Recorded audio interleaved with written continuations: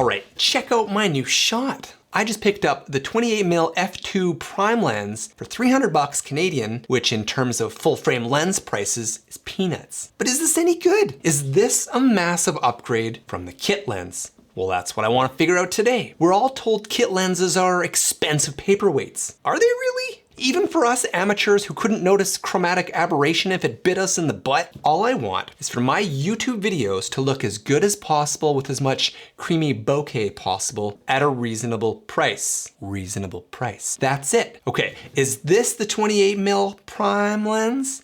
Or is this the 28mm kit lens? Can you instantly notice the difference between these two shots? One is an entire stop of light difference than the other. That's double the light. On paper, that's a big difference. Am I buying lenses for the sake of buying lenses? Are they even upping my game? Is my wife right? What am I even doing? Ugh.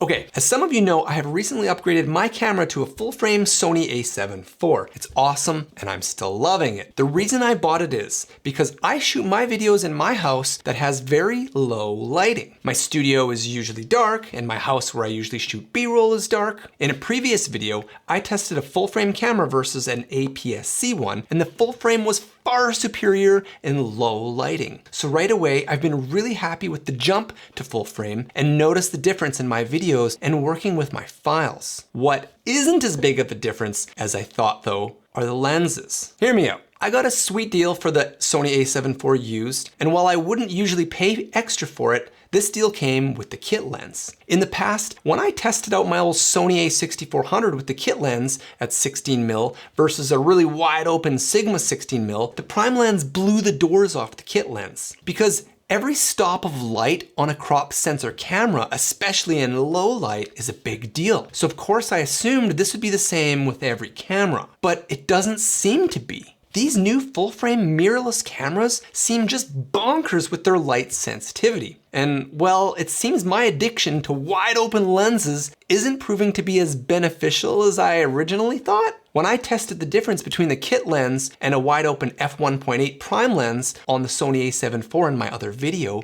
it wasn't as big of a difference as I expected, as I hoped for. A bit of a bummer since I had just spent 620 bucks on that new lens. When you spend that money, you want to see a big difference. Now, it seems that these new full-frame cameras with their crazy ISO sensitivities allow even the kit lenses to look pretty damn good in low light, despite having a relatively narrow opening. All right, sure, a meh f-stop on a full-frame camera looks decent in low light, but what about the bokeh? When you are outdoors, it's really easy to see the difference in bokeh because there is so much space outdoors, and usually so much distance between the subject and the background. But here, look at my little studio where I shoot. I shoot from the corner to maximize depth of field in a room that's about 10 by 12. And let's see the difference in bokeh side by side between the 35mm f1.8 and the kit lens at 35mm. Do you notice a big difference in the shot? What about the background blur? Let's try it with this new 28mm f2 prime I picked up versus the kit lens at 28mm at f3.5. How about this? Is there much of a difference in background blur?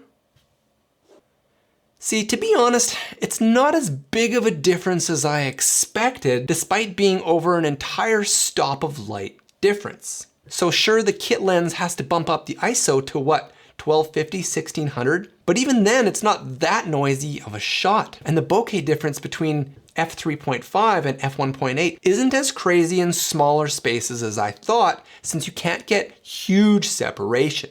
All right, what about B-roll? I haven't even tested that yet. So let's grab some of that footage and see if you can tell the difference. Let's start with 35mm. Here's one shot. Now here's the other. Does this one look better, or does this? The first one is the prime lens. Let's switch over to 28mm. Does this one look better? Or does this? The first one is the kit lens.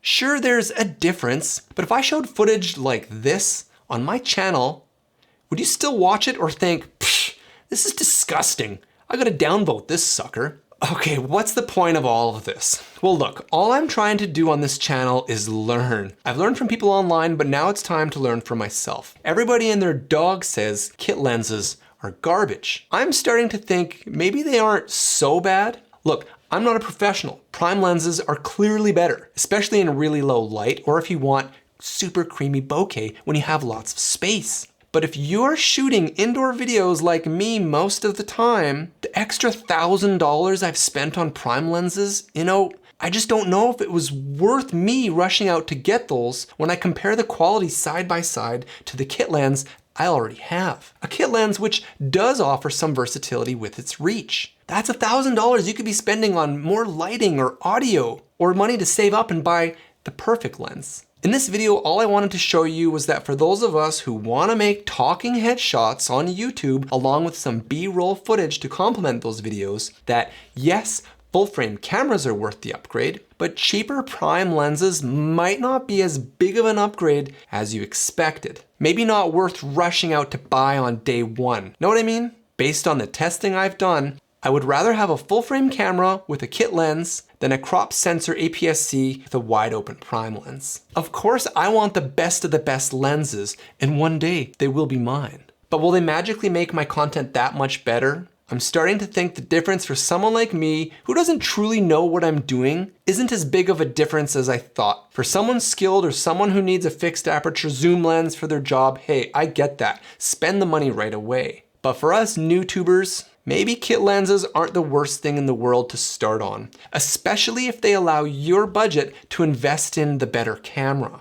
What do you think? Would you in your right mind ever keep your kit lens? Why or why not? Would you rather have a Sony a7 IV with the kit lens or a Sony a6600 with the Tamron 28-75 f2.8?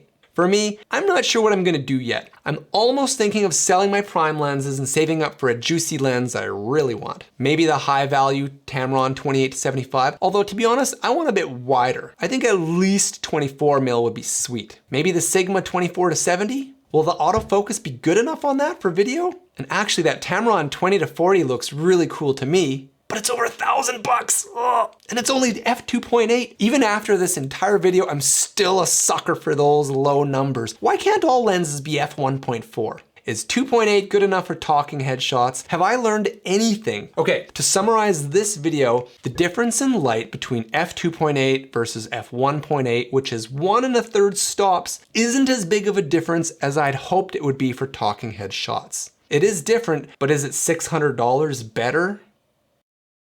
If you haven't checked out my full frame versus APS-C video, watch that one here. It's really interesting. And if you have seen that, be sure to check out this video next. Thank you so much. If you can click the like button, it helps me in the old YouTube algorithm. And if you haven't subbed to the channel, please join. I'd love to have you. Let me know some things you'd love to see talked about, and I'll make a video on it. We can chat about it in the comments. See you next time on The Sad Studio.